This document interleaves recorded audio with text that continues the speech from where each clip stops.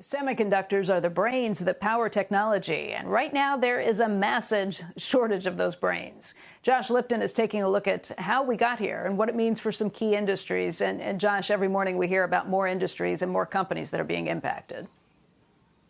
Yeah, Becky, that's right. This is the most severe shortage of semiconductors in years. That's how analysts are describing this chip crunch to me. So what's the reason for this? Tech analyst Patrick Moorhead chalks it up to sharp recovery in key end markets for chips. So like phones and cars, and no let up in that work from home trend either. That means people still buying all those PCs. Bottom line, pressure on supply across the board. And there is no easy fix here. Making a semiconductor is complex. Lead times of up to 26 weeks are the norm to produce a finished chip. Companies feeling the pinch. GM announcing it's extending a temporary shutdown at plants due to the chip shortage, and telling analysts on the morning call that the shortage could cost up to $2 billion this year. Sony says it can't produce enough new game consoles, again citing that same issue. Patrick Moorhead says the problem highlights the need for more domestic chip manufacturing right here in the U.S.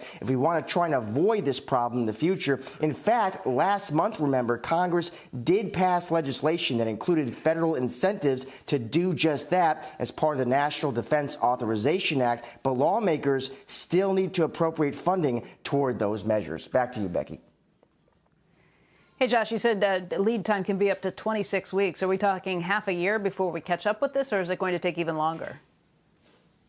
Yeah, there is no easy fix here. There is no switch you can just flip. Making a semiconductor can be costly, it can be complex, and it can take a long time. And that's why you're seeing these effects across the chip space. But it affects companies, you know, in different ways. I was actually talking to Bernstein's Stacy Rasgon, and Stacy, of course, covers that sector. And there's all kinds of ways in his universe that he's seeing, right? So Qualcomm, for example, they recently reported results. They are supply constrained. That stock is down about 10% since that print. On the other hand, though, there's names like NXPI, obviously a lot of exposure to the auto sector. And Stacy notes they're shipping everything they can make. Another name to watch, of course, as a potential beneficiary would be a name like TSMC. That is the world's largest chip contractor.